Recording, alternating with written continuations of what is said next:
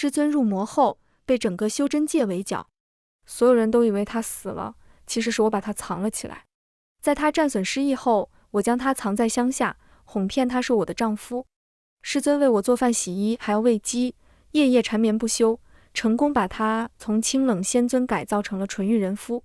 直到某日，仙门的人找上门来，师尊大开杀戒，无一幸免。回头一看，见我站在檐下，他柔柔地冲我笑：“你醒了，要喝粥吗？”我人都傻了，他根本就没失忆。大家好，欢迎收看皮皮听书。没人知道风光霁月的天之骄子是如何入魔的，只知那日血光染红了半边天，哀嚎声似18层地狱厉鬼的尖叫。鲜血从山门前以摧枯拉朽的势头留下了山路3万阶石梯。短短1日的变故，金云山折损无数，其中不乏仙门大能和一些年轻有为的后生。其他宗派为遏制灾难蔓延，联手将他围剿，称为金云山之乱。数万人群攻沈道一人，经历17天的恶战后，最终沈道体力不支，坠下山崖。所有人都以为他死了，欢呼雀跃这个害人不浅的大魔头身死道消，却无人知晓，其实他被我给捡走了。我下山游历一趟回来，仙门就变了天。人人都说沈道仙尊是穷凶极恶的罪人，死了也得千刀万剐。只有我不信，他一定是有什么苦衷。但现在不重要了，重要的是战损后的师尊，他失忆了。村子里简陋的草屋，加上一个不大不小的院子，花了我3两银子从村民的手上买下来。收拾好屋子，也算温馨。家里唯一的一张床给了师尊。17天的恶战，他浑身是血和伤口，红到发黑的血迹凝固在华贵的仙绸上，已经辨别不出原本的月牙白，也不知这血是他的还是别人的。他昏迷了1个月，我就在他身边照顾了他1个月。敷药得脱了衣服，看着床上恬静安睡的师尊，精雕细琢的脸美的男女莫辨，只是躺在那里，活脱脱就是一个让人口舌生津的睡美人。脸上发烫，我咽了咽口水，用布条把眼睛蒙起来。师尊得罪了，看不见应该就不算亵渎吧，但是眼睛被蒙上，伤口也看不见了，只能靠摸索一点点找出伤口的位置。师尊看起来清瘦，实际上宽大的衣物下，这具身子肌肉匀称，硬挺有力，该软的地方软，该硬的地方硬，摸得我心脏扑通乱跳。笔下一热，伸手一抹，才发现流鼻血了。匆匆把师尊的身体遮盖好，赶紧用帕子捂住鼻子，心中羞愧。亵渎师尊，我真是大逆不道啊！身后传来一阵悉悉索索的声音，回头一看，衣衫半敞，脸色苍白的师尊，正长发披散着，努力从床上坐起来。那双清冷平淡的眸子直勾勾地看着我。师尊，你终于醒了。他没什么反应，长而翘的睫毛微垂。片刻后，他忽然问我：“你是谁？”14岁那年，我被送上金云山，选中拜入沈道仙尊座下，成了他唯一的弟子。师尊是天之骄子，出世便是金丹修为，是天赋异禀，天下无二的大美人。但他性子骄纵，为人冷漠，目中无人，不喜与人交流。他甚至没有远大抱负和理想，天天蜗居在金云山上，整日喝酒睡觉，不知白昼黑夜。初次见面，他瞥了我一眼，对我没有任何兴趣，甚至不想留下我。是我跪下来抱着他的腿，哭着求他收下我。如果不能拜他为师，那我还修仙干什么？我这人颜控，看到好看的就走不动道，看到师尊更是一眼万年。我在他身边生活了20年，一开始我连他人都见不到，10天半个月才有荣幸看他一眼，他却连我的长相与名字都忘了。他喝得醉醺醺的，我扶他回床上休息。他眯着眼，脸色酡红地问我：“你是谁？”我跪在他的床边，不厌其烦地告诉他，徒儿是师尊的弟子，图乐。再抬头，他已经睡着，我说的话，他一个字都没记住。如今他遍体鳞伤，脆弱至极，一身修为皆无，躺在那里像一尊苍白易碎的瓷器，与他曾经醉酒时问我是谁的模样，在我脑海中重叠。我的心脏跳得很快，愣愣地看着他，动了邪念。我是你的娘子，你是我的丈夫，你不小心跌下山崖，撞到脑子失忆了。我紧握双拳，控制不住兴奋到发抖。这一天，这句话我等了好久。少女慕爱，从很久以前我就爱上了自己的师尊，追随他的一切，爱慕他的一切。他用过的杯子，扔掉的发带，掉落的发丝，都被我一一珍藏。他是个严厉且不苟言笑的师尊，经常漫不经心的表情，用插在花瓶里的柳条将我的手心打得又红又肿。我含着泪，手心发颤，他声音冷冷地问我：“你可知错？”他以为我怕了，其实我在暗爽。师尊挥手打下来，最先扑面而来的是他身上冷沁沁的暗香。他每次打我，我都兴奋到浑身发热。师尊不知晓我的心思，以为我怕了他。我也算得上年少天才，一次次拿下仙门大比的头筹，为他脸上争光，只为让他能多看我一眼。后来他接纳了我，偶尔也会给我一些奖励。在我精疲力竭时，摸摸我的头，轻声安慰我：“好孩子，你可以的。”我立马就能满血复活。师尊比任何灵丹妙药都管用。如今他失忆了，没有了修为，与凡人无异，我就知道我的机会终于来了。他眼神暗静，面无表情地凝了我许久，似乎在斟酌其中真假。就在我后背出汗，以为他不相信的时候，他挪开视线，点了点头，原来是这样。我松了口气，坐在床边关切地问他：“你可有不舒服的地方？”他很安静，眼尾微红，委屈似的再次点头：“疼，到处都疼。灵气划破的伤口难以愈合，我每日用灵气帮他洗涤伤口，也只能让他缓慢结痂。疼是正常的。”我看着他骨节分明的手，薄薄的白皙肌肤裹着纤细的手骨，皮下青灰色的经络显出垂涎欲滴的玉色。我犹豫了一下，试探性地小心翼翼地去握住他的手。他没有躲开，我才壮着胆子和他十指相扣。师尊的手很大，轻易就能包裹住我的手，柔软温暖。原来和师尊牵手是这种感觉。我抿着唇，忍住尖叫的冲动，憋得脸颊涨红。安抚他：“没事的，我不会抛下你不管。”得到安抚后，失去记忆的师尊露出温润乖顺的笑容。曾经慵懒的随性和厌世的冰冷不复存在，他是他，也是崭新的他，让我羞涩羞愧，也好生欢喜。像是一只老鼠偷到了罐子里供佛的香油。我未曾透露我修士的身份，也没有告诉他曾经发生过的一切，就这样伪装成普通村民，安宁地在这里住了下来。这里的村民接纳了我和师尊，在他们眼里，我们就是一对刚搬来不久的小夫妻。知道我的丈夫身体不好，热情的邻居们送来鸡蛋和一些野味。如今民间祥和，盛世年华，人皇安治天下，百姓安居乐业，已经不是曾经吃不饱饭的时代。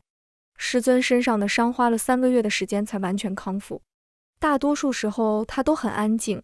我在院子里干活，他就坐在竹椅上晒太阳假寐，像只慵懒的猫。日出而作，日落而息，1日3餐，我们真的像一对夫妻。家里只有一张床，原本我是不好意思和他睡一起的，发展得太快，我反而胆怯了。师尊却不知，他失去了记忆，当真以为我们是夫妻。夫妻自然是要同寝而眠。夜半时分，该上床睡觉。我站在床边，红透了脸，结结巴巴：“我打地铺就好，免得碰到你的伤口。”他已然更衣，睡在床的内侧，拍了拍旁边的位置，微笑着邀请我上来和我睡。若不是知道师尊的秉性，这话落在耳朵里当真暧昧，令人浮想联翩。没了修为，加上旧伤，他到了夜里极度畏寒。在我上床后，他便贴过来抱紧我，双手双脚都与我缠在一起。曾经灵珠片玉般的香，此刻如洪水般将我包裹侵染。我一动不敢动，像根木头，激动得浑身发烫。他蹭了蹭我的脸，舒服地叹了一声：“好暖和。”心爱之人在侧，我欢喜得整宿的睡不着，半夜偷闻师尊的香味顶级过肺，早上醒来依旧精力充沛，能耕2亩地。家里的活都是我做，哪怕他抢着要和我做，我也舍不得让美人师尊劳苦。他那双纤细柔软的手，该好好保护才对。但慢慢的，村子里有些流言蜚语，说我养了个小白脸，说屠了他家相公，虽然长得貌若天人，但一天到晚只知道偷懒，活计都丢给自己娘子，中看不中用，养了也白瞎。这话不知怎地让师尊知道了。第二天早上，我醒来的时候，他已经不在屋子里。出门一看，师尊挽着袖子，在河边学着那些妇人洗衣服。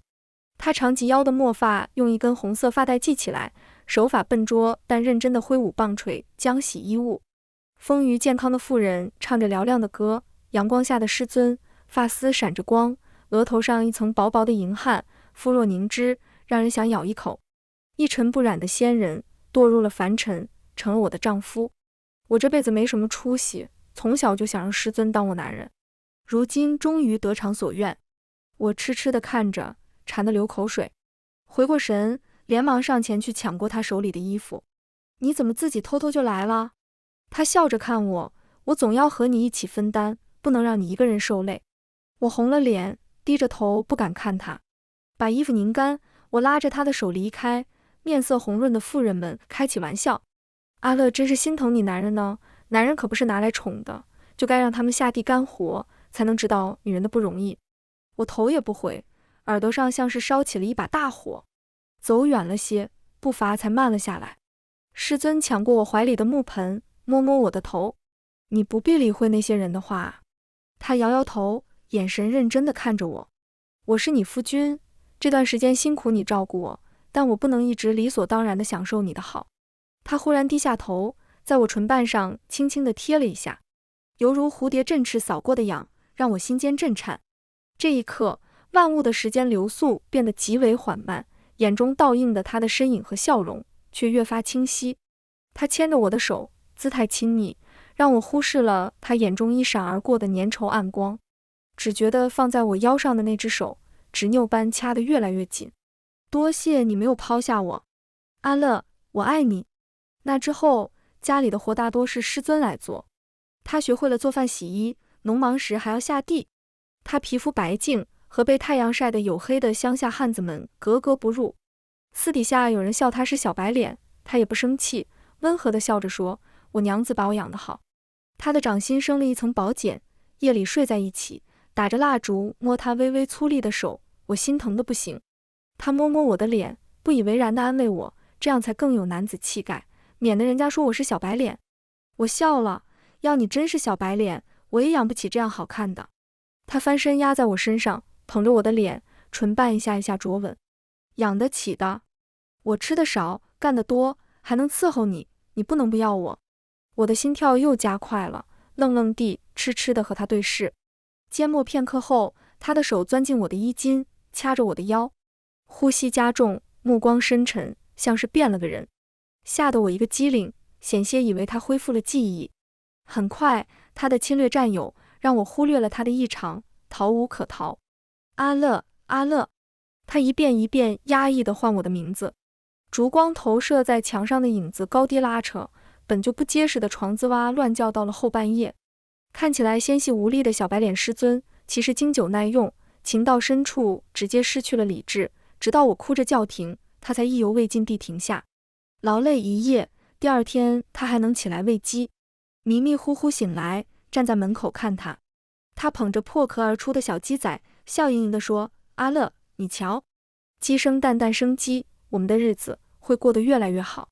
曾经十指不沾阳春水，泡茶的水只喝早晨每一朵蓝雪花上的第一滴露水，酒只喝蓬莱每年新开的第一坛，睡得清单床被只用上好的天蚕丝。娇气奢靡的师尊，如今熟练各种接地气的活计，不管是下田种地，还是洗衣做饭，简直无所不能。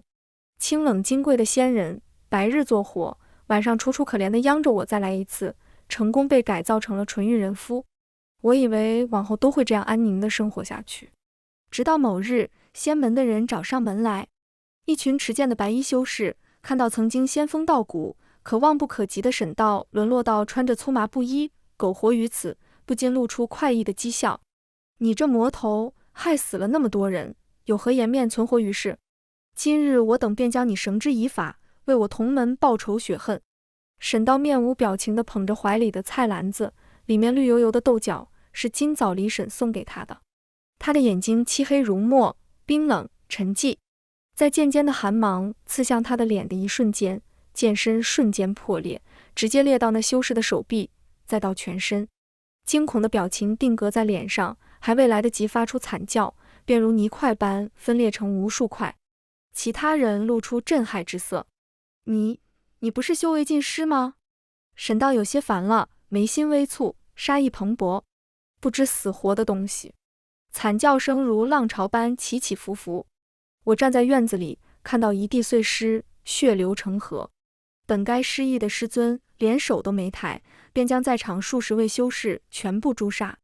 他回头看到我在檐下，愣了一下，柔柔地冲我笑，仿佛身后不是尸山，而是开到迷艳的花。你醒了？要喝粥吗？我一个字也说不出来，浑身冰冷僵硬，满脑子都是乱七八糟的线。目睹全程的我傻眼了。若是失忆了，他怎么会知道他们是修士？怎么还能轻而易举地杀人？他不仅没失忆，甚至还隐藏了自己的修为，一直都在骗我。那他和我睡觉，和我亲吻又是几个意思？在我吃愣之际，他已经走到了我的面前，伸手想握住我的手。阿乐，你怎么了？我猛地回神，想也没想，扑通一声给他跪了下去，浑身发抖。师尊。师尊从一开始就知道我在欺骗他，却还配合我演戏。虽然不知道他意欲何为，但如今真相明了，他定然不会原谅我这个大逆不道的孽徒。他性格孤傲，受不得如此侮辱，杀了我也说不定。他举起的手又缓缓收了回去，脸上笑容渐淡，垂眸看着跪在地上瑟瑟发抖的我，目光寒凉。师尊，我不是阿乐的丈夫吗？怎么，阿乐想不认账了吗？听到他语气骤变，我抖得更厉害了。弟子一时昏了头，冒犯师尊，弟子该死，求师尊责罚。我低着头不敢看他，身上早已被汗水浸湿。良久，面前的人忽然蹲下身，侧头看我。阿乐，中午吃肉末炒豆角好不好？他像是什么都没发生，乐呵呵地去厨房做饭。我仍旧觉得恍惚后怕，在冷静下来后，我把门口的尸体和鲜血全都处理好，以免被人看到。和往常一样，我们坐在一起吃饭，他给我盛饭夹菜，聊一聊家常，仿佛什么都没发生，只是我的错觉。到了夜里，我陷入焦虑沉思，如今事情败露，怎么可能还和他睡在一起？我打算等他睡着了再进去。为了拖延时间，大晚上的，我打着灯笼在院子里劈柴，柴火落起来一堆又一堆。师尊问我还不睡吗？我连忙摆手，弟子还不困，师尊先去睡吧。他一言不发，转身回了房间。我松了口气，继续劈柴，直到屋子里的灯灭了，我用水诀清理干净身上的汗渍，这才蹑手蹑脚地去开门。一进去，门砰的一声关上。师尊像鬼一样阴森森地笑着，把我堵在门口。终于舍得睡觉了，我吓得腿都软了。师尊，您怎么还没睡？他冰冷的手像蛇一样在我的脸上游走，摸得我红了脸，心跳加速，又兴奋又害怕。他的语气幽怨，床太凉了，你不在，我睡不着。气血上涌，人中一热，伸手摸到了血。这样的师尊和食人精魄的魅魔有什么区别？如果是师尊的话，我愿意让他吸干，但我不确定师尊是不是在考验我。犹豫再三，我忍痛推开他。弟子不该欺骗师尊，实乃不孝，以后弟子若再敢冒犯师尊，定当天打雷劈。屋子里没点蜡烛，视线不清，我却莫名觉得他的脸色阴沉难看。良久，他冷笑一声，阿乐是腻了我才找的借口。我连忙否认，不是。那你是什么意思？骗了我的身子，还不想负责？我欲哭无泪。我当然想负责，我见到师尊的第一眼就想舔，让他当我男人。从小就色迷心窍，长大了能是什么正直的好东西？我沉痛地闭上眼，弟子不敢再玷污师尊。他的食指沾了一点我的鼻血，语气讥讽，哦，这就是你说的不敢？事情发展得出乎意料，师尊不仅没失忆，现在还和我过上了夫妻田园生活。他仍旧以我的丈夫自称，天天同床共枕。知道师尊没失忆，和他睡在一起，被他抱着，这种感觉更刺激了。现在外面到处都是通缉师尊的人，我猜他这么做只是为了掩藏身份，养精蓄锐。即便这样，还是3天2头就有修士送上门来让师尊杀。他有些烦了，皱着眉告诉我们该搬家了。修士本就居无定所，我永远是师尊最忠诚的狗狗，他去哪儿我就去哪儿。收拾东西时，我还是忍不住问出了一直以来都很好奇的问题：师尊，您当初究竟发生了什么？我相信您肯定是迫不得已。他冷笑，坐在我编织的竹椅上，单手撑头，姿态慵懒，不再假装失忆的师尊，多了一丝让人望而却步的威仪。他们该死！年幼时的沈道被冠以天才的名号，受尽世人拥趸。表面的他是天之骄子，受尽宠爱，实际上身为被仙门收养的孤儿的他，因为天生吸引灵气的体质，成为了供给仙门的肉人。他的皮肉骨血，任何一个部位都充满了强大纯粹的灵气，实质修为大增。他被特殊的咒法禁锢在金云山，哪里也去不了。说的好听是仙门的仙尊，其实是套上了一个光鲜亮丽的壳子，供仙门的人予取予求，割肉放血。沈道厌恶这个世道，厌恶世人，浑浑噩噩地活着，等待死亡那天的到来，让他得以解脱。直至他们给沈道下药，逼他与仙门的女子诞下子嗣，供他们源源不断地索取。沈道终于疯了，扭曲入魔，冲破血脉封印，屠了金云山大半。他轻飘飘地用3言2语带过自己受过的罪，问我：你怕我吗？还没等我回答，他自顾自地说话：你怕我也没用，我们现在是夫妻，这可是你说的。愣了愣，他垂着眸子：我不脏的，他们没有得逞，我只属于你一个人。他抓着我的手，明明笑着，眼神却冰冷：你趁火打劫，以下犯上。我刚想认错，他轻哼一声：你要是胆子再大一点，也不至于等到现在。什么？我傻眼了。师尊却不再多说，困倦地闭上眼，将脸埋在我的颈窝，昏昏欲睡。我困了。我又闭上嘴，轻拍他的后背，看着他恬静的眉眼，心脏依旧跳得很快，更多的是心疼。这得遭受多大的罪，才会把一个几乎没有七情六欲的人逼到入魔？我偷偷擦了把眼泪，暗下决心，以后一定加倍地对他好。结果还没等我们搬家，也没等到我加倍地对师尊好，我就被仙门蛰伏的人给抓了。那些人拿不下师尊，便想着用我作为威胁逼师尊就范。一时不察，我被他们抓住，带回了金云山。许久未回来，当初被师尊毁得七七八八的殿宇，如今还没有完全恢复，残留着硝烟的痕迹。水牢阴暗，空气中弥漫着腐臭的味道，浓郁地蔓延在每个角落里。放眼望去，满目狰狞的刑具上都保留着一层厚厚的凝固的血迹，墙壁上是无数指甲抓挠出来的划痕。透过这些痕迹，意识似乎被带到了当事人受刑时的痛苦绝望。我的四肢被铁链禁锢，半个身子都浸泡在乌黑浑浊的水里，冷得四肢失去知觉。门推开，几个穿着白衣的人走了进来，干净的靴子避着地面的泥垢，走到我的面前。他们和这里格格不入，和身上白色的弟子服也格格不入，仿佛伪造的圣洁。两人一高一矮，高的那人讥讽的眼神上下打量我，没想到你还是个忠心耿耿的，人人都以为他死了，原来是被你藏了起来。矮的那人冷笑：沈道冷血无情，残杀我派1000余弟子，简直比魔修还凶残恶毒。抓不住他，总能抓住你。他沈道什么都不在乎，唯独把你留在身边，把你抓住，不信他不主动现身。我冷笑看着他，那人面色骤变，怒喝一声：你以为你算个什么东西？和你师尊都是一路货色，你不过是他身边的一条狗罢了。我早就看你不顺眼，如今还不是落到我的手上。金云山看我不顺眼的太多了，我不喜与人交流，只想天天缠着师尊。唯有我在比试时赢得第一，师尊才会难得露出笑脸。为了博君一笑，我日夜勤加苦练，那些人非说我装逼，实则我只是为了撩汉。久而久之，我和师尊的名声变得一样差了。没撕破脸之前，这些人对师尊还有个好脸色。现在闹掰了，师尊成了魔头，这些人就可以肆无忌惮地羞辱师尊。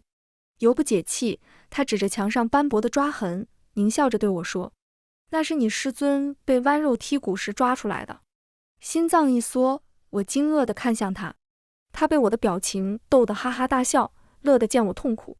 沈道生来灵血灵肉，时之修为大增，如今灵气大不如前，既如此，他就该舍身成全大家，用我门派繁荣昌盛，藏着掖着，实在自私自利，没有半点舍己为人的觉悟。仙门养他长大，给他荣华富贵，让他名震天下，他就该报答仙门。他不仅反抗，还杀了我们那么多弟子，简直该死。他们把贪婪形容得如此理所当然，仿佛师尊就该为了他们而无条件地牺牲自我。那些锈迹斑斑的锋利刑具，全都是用来剥取师尊身上血肉的工具。他该有多疼，才会在墙上抓出这些痕迹？可他三言两语就将自己的痛苦接过。每个被剥皮抽筋的日夜，他的恨和怨累积，终于在被人下药意图强暴繁衍时爆发。这群畜生！我紧紧握着拳头，几乎咬碎牙齿。我心心念念碰一下都舍不得的师尊，就被他们这样羞辱。那人笑够了，和高个子商量：“沈道杀我派这么多人，不给他一点教训，师弟们不是白死了？他最在乎的就是他的弟子，不如我们砍下他的手指给沈道送去，好让他尝尝痛彻心扉的滋味。”不妥不妥，一根手指还是不够让那魔头动摇，得砍下他的一条手臂才行。砍了手臂，我看他以后怎么拿剑。他们商量着要砍下我的哪个部位。我动了动冷到僵硬的手脚，铁链在空荡的水牢中回响着尖锐的碰撞声。在他们商量好后，我低声说：“我有话要说。”“你还有什么话要说？”我扯了扯干裂的嘴角，过来些才能听清，是关于我师尊的。我被绑住了手脚，动弹不得，因此放松了戒备，一听到是关于师尊的事情，便犹豫着上前靠近。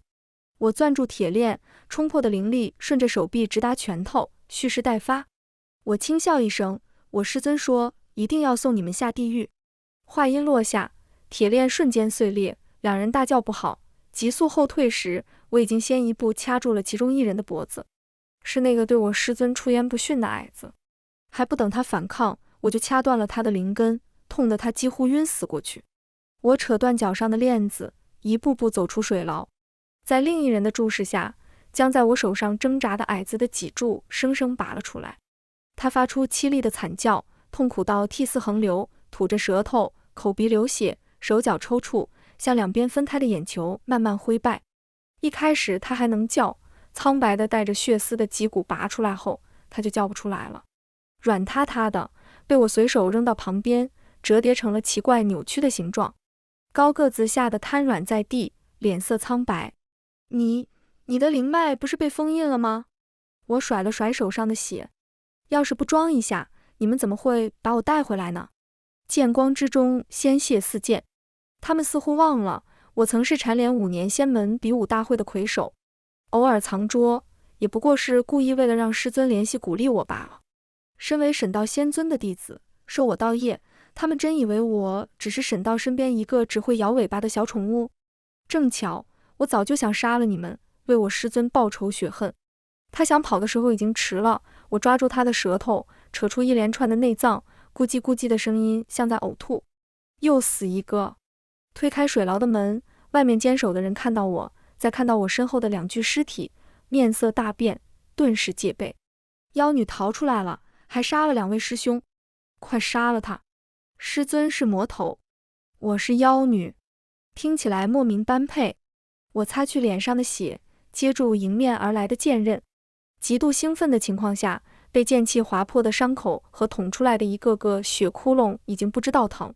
很快，绝望的惨叫声响彻整个水牢，鲜血和残肢断臂在剑光中飞洒。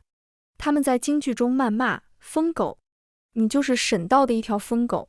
我能嗅到，这些人的身上都有师尊的味道，他们都吞吃过师尊的血肉，以无私奉献的名义抢夺师尊的肉体，在他的痛苦哀嚎中狂欢宴乐，都是一个个道貌岸然的禽兽。没有人是无辜的，他们都是罪人，而我要替师尊惩戒这些罪人。来的时候我就做好了死的准备。那天我和师尊说我想吃冰糖葫芦，让他去镇子上给我买。引走师尊，那些人倾巢而出将我制服，我没有反抗，跟着他们回来。一路上他们嘴里都离不开自私二字，他们口中的沈道就是个无情无义之辈。仙门将他养大，他就该报以血肉回赠，他怎么敢拒绝？怎么敢反抗？纵使发挥我全部的实力，我也没办法将这些人全部杀死，倒是能给师尊减少些负担。我希望师尊真如他们所说的那样自私，最好在知道我被抓后，能跑多远就跑多远，永远也不要回来。在我一拳一拳把最后一人的头砸得稀巴烂时，紧闭的石门轰隆一声打开，逆光的人影向我走来，衣襟飘飘，长剑滴血。待他走近，我才看清他是师尊，白衣染血，眉目间杀意浓郁，早已杀得失去了理智。我愣住，傻傻地看着他，一时慌张的不知道该怎么解释现状。师尊皮笑肉不笑，出远门怎么不说一声？我还以为你死了呢。我顿时委屈，红了眼眶，扁着嘴告状：师尊，他们欺负我。我顺势扑进师尊怀里，他摸摸我的头，看着地上横七竖八的尸体，笑出了声：藏得挺好，以前怎么没发现你这么厉害？我的眼神闪躲，红了脸。是师尊教得好。他拉着我的手：好了，我们回家吧。走出石门，外头已经围满了人，最前面的是金云山的掌门，也是当初收养师尊的养父。他一脸痛心疾首，举剑的手发着抖。你这魔头，若是知道你会犯下如此罪孽，当初我就该杀了你。我闻到了，他身上属于师尊血肉的味道最浓郁，令人作呕。师尊看到他时，面色很冷，天地间仿佛下起了一场大雪，手中的剑滋滋啦啦闪烁雷电。师尊把我护在身后，喘息时慢慢开口：好一个掌门，让弟子为你挡在身前，自己反倒逃之夭夭。如今出现，不过是以为师尊身受重伤，已经是穷途末路，怕那些弟子偷吃沈道的血肉，这才亲自出马。天空变了颜色，漩涡般的乌云笼罩头顶，在被强大到恐怖的灵气笼罩，失去意识之前，我下意识去抓住失去理智的师尊。再睁眼，目光所及是一片祥和，是还未被师尊毁掉的金云山。低头一看，才发现我以半透明的魂魄状态出现在这里。我看到了在竹林里练剑的自己，还有躺在竹椅上小憩的师尊，白衣胜雪，仙人之姿。这样清冷金贵的师尊让我眼眶发酸。我记得这个场景，每次我练剑的时候，师尊就喜欢躺在这里晒太阳。一阵风吹过，我才发现师尊根本就没有睡着，他微微眯着眼，深不见底的眼睛正看着我的一举一动。我才反应过来，我被拉进了师尊识海中的记忆。他是个懒散的人，从不会花时间去和人结交朋友，做的最多的事就是喝酒睡觉。他鲜少能记住多余的东西，在这里却全都是与我的回忆。譬如他假装喝醉，醉倒在我身上，任由我搀扶着他躺回床上。那双偷看我的眼睛没有半分醉意，却含糊地问我：你是谁？听我说话时，他很认真地看着我，将我镌刻在他的眼睛里。我送给他的东西，他总是一副无所谓的表情收下，似乎并不关心那是什么，却转头小心保管在上锁的香匣中。我的每场比武他都在场，擂台上热火朝天，他在台下呼呼大睡。旁人问他：你就不担心吗？他挑了挑眉，骄傲地说：他会赢的。我装模作样的在他面前扮可怜时，他分明看出来了，无奈地轻笑一声，摸摸我的头，安慰我：好孩子，没关系的。偌大的山峰殿宇中，他习惯了独身一人。我的出现打破了他依赖的宁静，却开始接受我的存在，与我相依为命。我跟随他的脚步，看到了很多以前我不知道的东西。我不在的时候，他会偷偷进我的房间，躺在我的床上，抱着我的被子，偷走我的簪子，涂抹我的口脂。他明令禁止我进入的书房，终于在此刻有机会一探究竟。看到书房里挂满了我的画像后，我震惊到久久无法回神。师尊跪坐在巨大的画像前，仿佛虔诚的信徒，深沉又忘情地抚摸着画像上的我。为师的好乐儿，你若再不知分寸地靠近我，我就要忍不住了。我猛然回忆起来，师尊重伤苏醒后，我哄骗他我是他的娘子时那片刻的沉默，不是因为疑惑，而是因为震惊。那个时候他在欢喜，还不等我接受这巨大的信息量，识海中忽然天摇地动，脚下裂开巨口，将我吞噬其中。落入无尽的黑暗中，我走了很久，找到了一点亮光，是幼年的师尊。小小的孩童，约莫6、7岁，锁链缠身，浑身伤痕，那都是被剜去血肉后还未来得及愈合的伤疤。他看到了我，问：你是谁？他的伤口让我痛得浑身发抖，眼泪一颗接一颗地落下。我跪在地上，把他紧紧抱在怀里。他僵硬地任由我抱着，问我：你也想要我的血肉吗？我试图给他疗伤，看着伤口愈合，小小的沈道露出惊讶的表情。你一定是来救我的，对不对？那双昏暗的眸子爆发出了看到希望的光彩。可我救不了他，我只能握紧他的手，告诉他：你长大后会有一个徒弟，他的名字叫图勒，会对你忠心耿耿，你可以无条件的信任他，托付他。他茫然地看着我，不明白我在说什么。我在这里陪了他很久，这里没有时间的流速。他在我的眼皮子底下，身上还是会出现不同大小的伤口，伤口愈合又出现，永无止境。他怕疼，我就给他讲故事，转移注意力。他总问我外面的世界是什么样，挺好，比吃人的仙门好。在我离开那天，他抓着我的手问我：你还会回来吗？我点头：师尊，弟子一直都在。师尊从来都不知道，拜师那次不是我第一次见到他，也不是对他第一次心动。睁开眼，目光所及全是残肢碎片，满目疮痍，无一生还。连师尊也走火入魔，苟延残喘的掌门表情扭曲，试图偷袭，死也要拉着沈道陪葬。你这个贱种，去死吧！断剑还没送入师尊的心口，我就已经将他斩首。惊愕的表情定格在落地的头颅上。师尊回头看我：你是谁？我嚎啕大哭：师尊，徒儿是师尊的弟子，图勒。他茫然地眨眨眼：图勒啊，我好像在哪里听过这个名字。有个人说，涂月会是他唯一信得过的人，会对他忠心耿耿，心生爱慕，从一而终。走火入魔的副作用让他断了经脉，彻底昏死过去。我背着师尊离开这里，离开修真界，不管去哪里，哪怕是流浪也好，能和师尊在一起就行。他昏迷了很久，像死了一样。我找到个安静的地方，修了间房子，日夜照料。夜里寒重，我知道他怕冷，便抱着他睡。蜡烛燃尽时，我昏昏欲睡，怀里的人忽然动了动，发出浅浅的呼吸声。我想起来了，图勒，我的娘子。我忍着哭声，眼泪落在了他的身上。我把他抱得很紧很紧，浑身发抖。对，我是你的娘子，你是我的丈夫，我会好好保护你。他疲惫地笑了笑，勾着我的手指：你没骗我，你没有抛下我。我怎么会抛下他？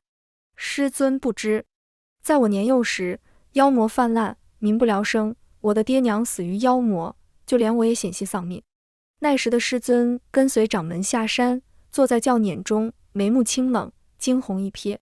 小小的我站在人群中仰望，痴痴地看着白衣胜雪的仙人，震撼到失去言语。